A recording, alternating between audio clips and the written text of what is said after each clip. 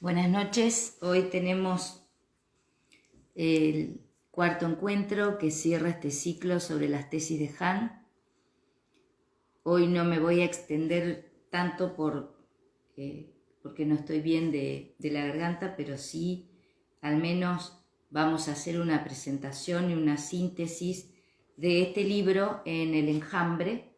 También es uno de los más conocidos de él y estoy fijándome, creo que es del 2014 la primera edición en español y 2013 la edición en alemán. Bueno, él comienza en este libro planteando la tesis de Marshall McLuhan. Recordarán el libro La aldea global o La galaxia Gutenberg, donde él habla de la aldea global. Si bien aquí lo que cita Han es un artículo del año 1964, donde él destaca lo que dice en ese momento McLuhan, que la tecnología de la comunicación nos convierte en sordos y ciegos. En la galaxia Gutenberg, que es donde él habla de la aldea global, McLuhan, claro, él lo que percibe y lo que describe es que el mundo se transformó en una gran aldea desde el advenimiento de los medios masivos de comunicación. Entonces, lo que está haciendo aquí Han es hablando de una era digital. Ya no es esta era de los medios de comunicación que describía McLuhan y que incluso lo ponía en un lugar de quiebre o de ruptura con lo que había sido la invención de la imprenta, que si no me equivoco fue en el siglo XIV. Me olvidé de poner el modo no molestar en el celular, así que por ahí pueden escuchar alguna notificación. Me distraje. Lo cierto es que acá yo tomé nota y lo que dice Han es que este Homo electronicus que describe McLuhan es reemplazado por el Homo digitalis. Esta era digital es la que inaugura una sociedad del espectáculo, esta sociedad del cansancio de la que ya hablamos antes, una sociedad de la indignación y una sociedad de masas. Y esto es lo que él va a ir desarrollando en el libro en diálogo con diferentes autores. Yo a medida que iba leyendo recordaba todas las críticas que se hacían a mediados del siglo XX de las tecnologías de la comunicación y las tecnologías en general. De hecho, ya se anticipaba Heidegger, que es uno de los autores que más inspira a Han al decir que estas tecnologías nos alejan de la naturaleza, nos alejan de una existencia plena. Y hay un texto de Heidegger que yo siempre lo cito, de su libro ¿Qué significa pensar?, donde Heidegger dice que siempre se piensa a partir de lo grave y que lo grave de nuestra época es que no pensamos. Y esa tesis de él, de Martin Heidegger, de alguna manera, de modo implícito está en este libro. ¿Por qué? Porque esta falta de distancia de la que va a hablar Han en el comienzo, esta distancia entre dos sujetos que se pierde en las redes y que hace que ya no podamos percibir al otro y percibir ese espacio entre nosotros, sino que todo se da en una inmediatez, en un plano de una falsa cercanía, porque ahí hay una ausencia del encuentro con el otro. Entonces yo recordaba todo esto que decía Heidegger, porque también lo que aquí está ausente es el pensamiento, el tiempo que requiere pensar, la rigurosidad del pensar, de la reflexión, eso está ausente. Bueno, y él va a hablar aquí de esta mirada sin distancias, que es la que produce el espectáculo. Es decir, que aquí ya no importa el encuentro con el otro o con la otra en una distancia que nos mantiene en una relación donde entre una singularidad y otra se va dando un tipo de vínculo que eso se pierde. Entonces él dice que lo que predomina es el espectáculo. ¿Por qué? No lo dice en el sentido de Guy Debord, sino en el sentido de cómo nosotros necesitamos en las redes dar cierta espectacularidad a lo que comunicamos. Diría Toni Negri, inventamos monstruos todo el tiempo y que esos monstruos provocan la indignación. Lo que Han también habla, como decíamos recién, de la sociedad de la indignación. Que de hecho, bueno, sabemos que en los últimos tiempos se habló de la necesidad de indignarnos, incluso hubo un movimiento en España sobre todo, que llamaba a la indignación. Y después estuve tomando nota de lo que en realidad considero la tesis principal del libro, cuando Han habla de la psicopolítica. Nosotros decíamos los comentarios de los otros libros, que Han mantiene una distancia crítica con Foucault, porque para él la forma en que Foucault define y desarrolla el tema del poder está agotado, ya no se da de esa manera, y entonces él lo que hace es reemplazar la categoría de psicopolítica por la categoría de biopolítica Foucaultiana. Si hacemos un breve recorrido, lo que hace Foucault primero es hablar de una anatomopolítica, la mirada médica, la mirada jurídica, que se va a ir dando a medida que se consolidan los estados nacionales, sus instituciones, sus reglas, su estructura jurídica y su organización social. Y hay algo también interesante que plantea Foucault, que es la cuestión del concepto de población, que es hijo de la economía, es decir, las incipientes ciencias económicas modernas van a hablar de la población, y la población reemplaza a lo que antes quedaba concentrado la figura del rey, del monarca, donde el único cuerpo era el cuerpo del soberano, y que va siendo reemplazado por el cuerpo social. Ese cuerpo social es medido, es cuantificado, es analizado por las ciencias médicas, es controlado por las ciencias jurídicas y es disciplinado por la educación y las instituciones dedicadas a la investigación. Aquí van a estar todos encerrados, los anormales en la clínica psiquiátrica o la prisión, los anormales, y los considerados normales van a estar encerrados en la familia, en la fábrica, en la escuela, en la universidad, en la empresa, diríamos hoy.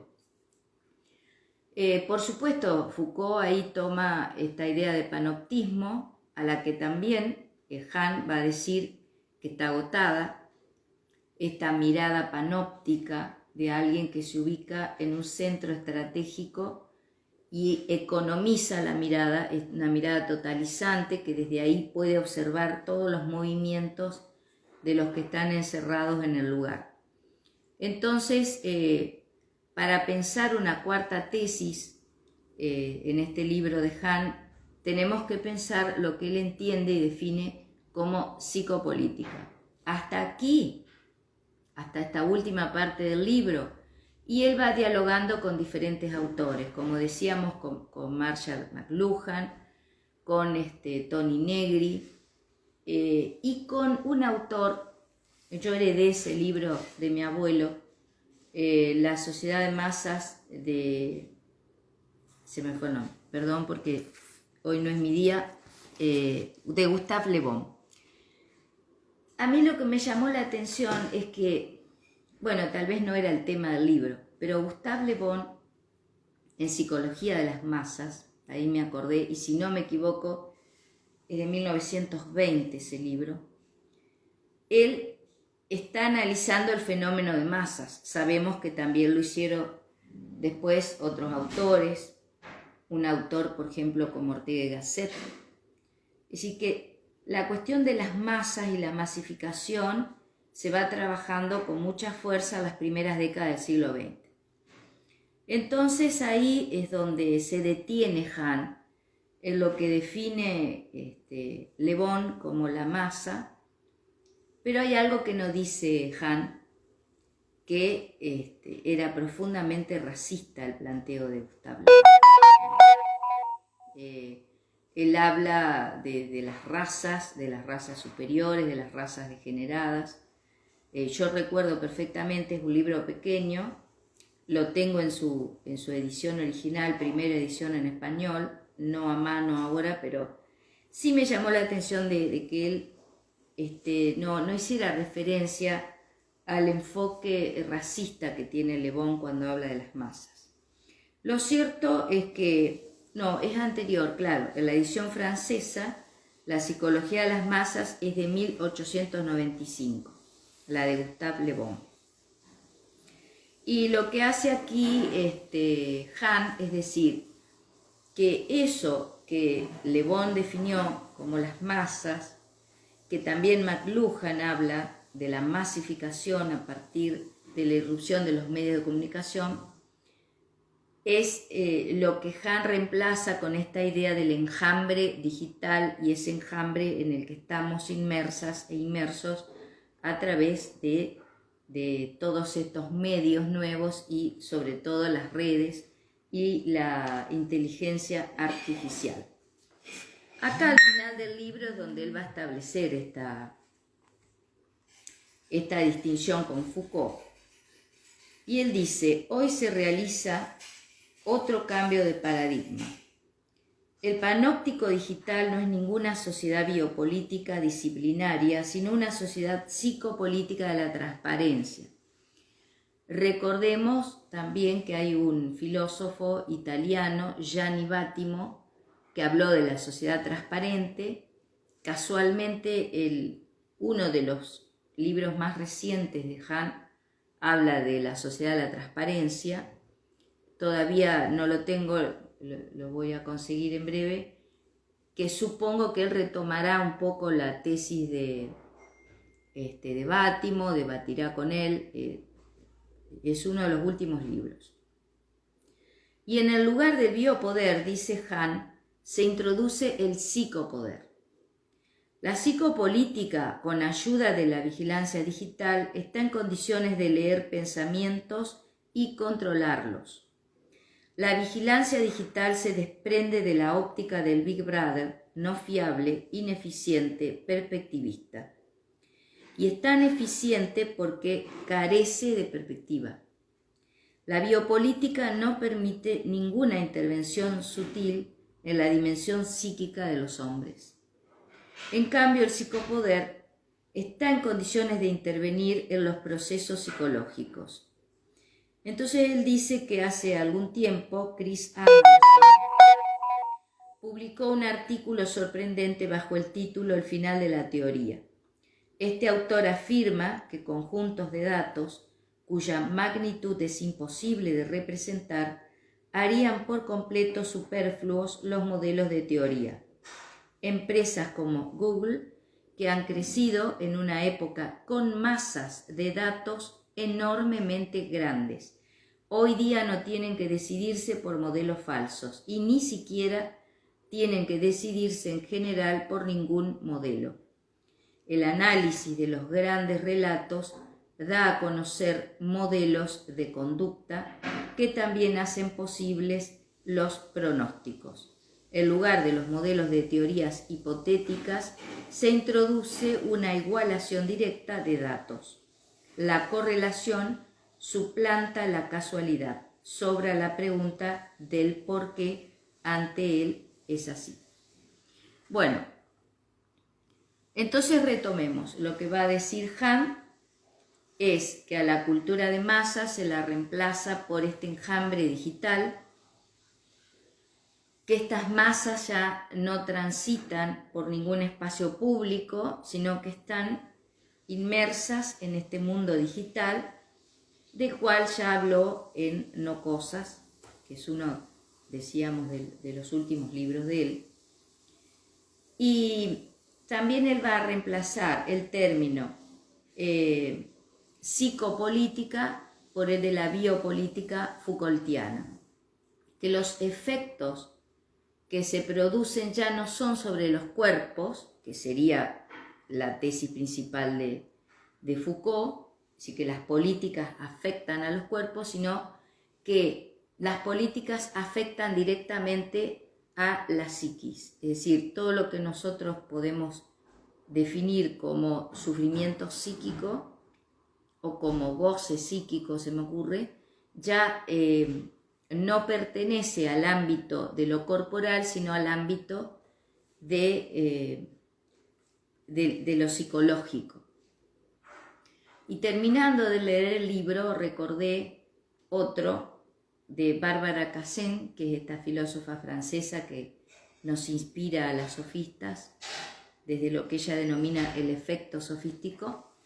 Ella escribió un libro que se llama Googléame, que pronto ya vamos a preparar un ciclo sobre Bárbara Cassen, porque no es una filósofa demasiado difundida ni conocida en nuestro país, en Argentina. Me parece muy interesante.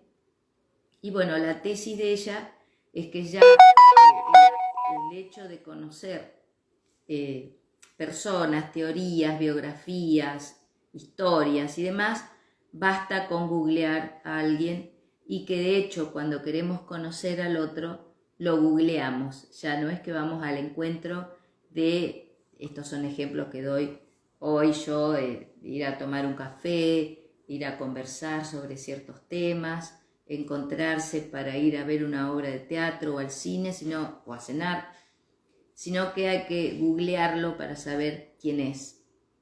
Y de hecho este principio de desconfianza en ese otro o en esa otra que nos aparece digitalmente, se suaviza de algún modo googleándolo, ver de quién es, a qué se dedica, y si está en alguna parte, su referencia, sus datos, su currículum, saber quién es a partir no ya de un encuentro presencial, sino directamente de buscarlo en ese enjambre digital, diría Han, a esa otredad que en definitiva se nos aparece mediatizada por este mundo digitalizado. Bueno, aquí él va a hablar también de la obra de arte en la época de la reproductibilidad técnica, que es un texto hermoso de Benjamin y al que también hace referencia Han en La agonía del Eros, ¿no? Y él dice que la cámara fotográfica, es un medio que hace aparecer algo que se sustrae a nuestros ojos, a saber, lo ópticamente inconsciente. La exploración de datos hace visibles modelos colectivos de comportamiento, de los que ni siquiera somos conscientes como individuos, y de este modo abre el inconsciente colectivo. En analogía con lo ópticamente inconsciente, también podemos llamarlo inconsciente digital. En este sentido, el psicopoder es más eficiente que el biopoder, por cuanto vigila, controla y mueve a los hombres no desde fuera, sino desde dentro. La psicopolítica digital se apodera de la conducta social de las masas, pues echa la zarpa en su lógica inconsciente.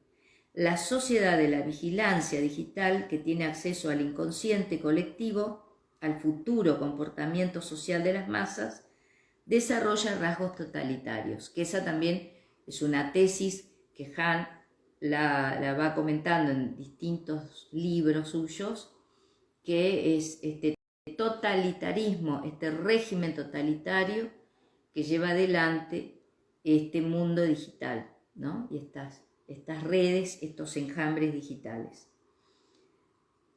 No entrega a la programación y al control psicopolíticos. Con ello ha pasado la época biopolítica, hoy hacemos rumbo a la época de la psicopolítica digital.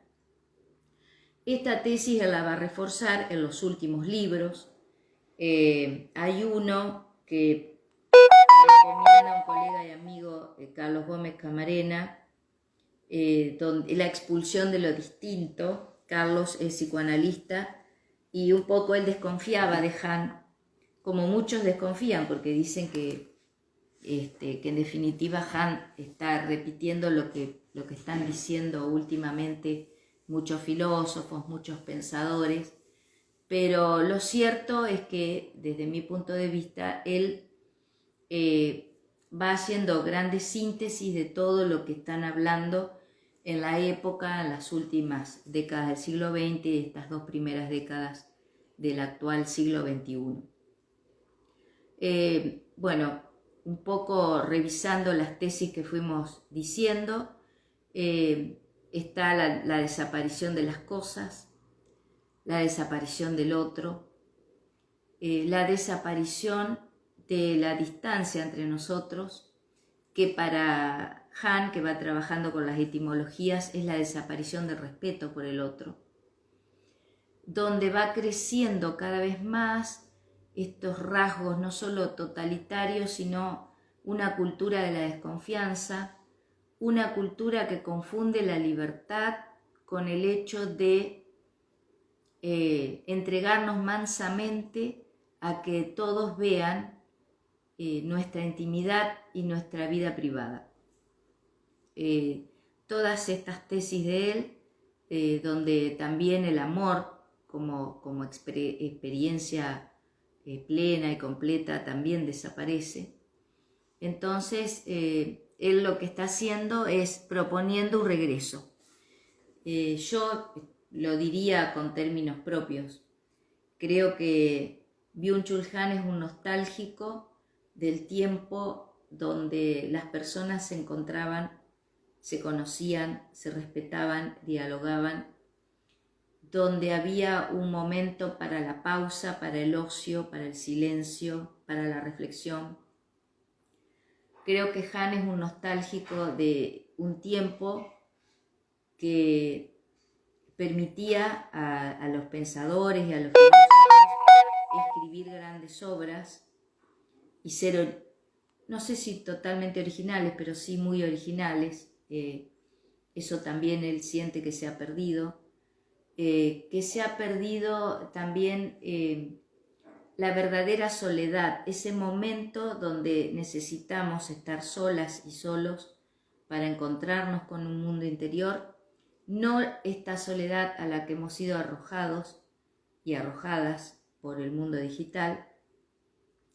Y creo que Han está proponiendo una apertura a un regreso a todo eso, pero en la actualidad. Es decir, ¿cómo podemos hacer para regresar al encuentro con el otro, con la otra, no a la inclusión del otro, no a la expulsión del otro, a donde las cosas tengan nuevamente esa consistencia que tuvieron en otro tiempo, donde las cosas están rodeándonos y nosotros las tenemos a la mano y a la vista.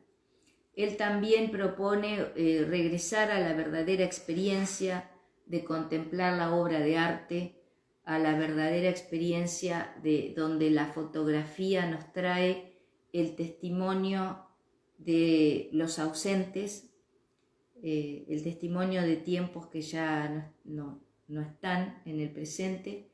Y veo que él también, en El aroma del tiempo, que es un libro que todavía no lo tengo, él propone otra temporalidad, que ya no es de ninguna manera esta temporalidad de la inmediatez, de la urgencia, del apuro, de las redes sociales, sino que es una temporalidad que se detiene en la contemplación, en el asombro, como decíamos en el encuentro anterior, y que se toma todo el tiempo necesario para ir al encuentro de las cosas, de los otros, de la naturaleza, de la experiencia estética que ya deja de lado el arte como mercancía, deja de lado las cajas fuertes, donde los objetos que se acumulan siempre con un sentido mercantilizado.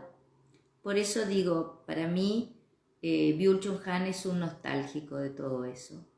Y creo que él, a medida que sigue escribiendo, va rondando sobre las mismas tesis, sobre las mismas ideas, y agrega estos diálogos que él establece con diferentes autores y autoras, que ahí un poco radicaría la singularidad. Es decir, con quienes dialoga, con quienes discute, con quien hace intercambios, y a medida que él va escribiendo todos estos textos, nos va trayendo esta multiplicidad de problemas, de situaciones y de circunstancias. Seguramente vamos a retomar las tesis de Han en otro ciclo a futuro. Mientras tanto, él sigue publicando con esta asiduidad que lo hace, y creo que cada vez se torna más notorio lo que él propone y lo que él dispone con su literatura filosófica.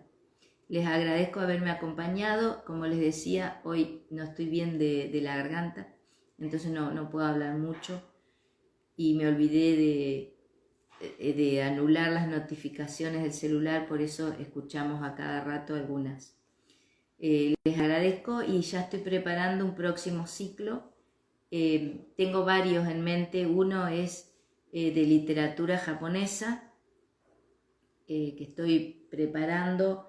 Este es el libro que compré a Teseo Libros, Cabezas y Vientre, de Richie Yokomitsu, que con este yo comenzaría, pero no les puedo dar una fecha todavía, y otros más que estoy comprando y que lentamente voy a empezar a leer y a consultar. Bueno, les mando un abrazo, y pronto vamos a tener novedades. Tal vez las sofistas volvemos a la radio. Hace rato que con Valentín Ibarra y ahora Juan Pablo Enríquez, que se reincorporaría, estamos tratando de volver a la radio después de estos años de pandemia, de aislamiento, y ojalá lo podamos lograr. Un abrazo.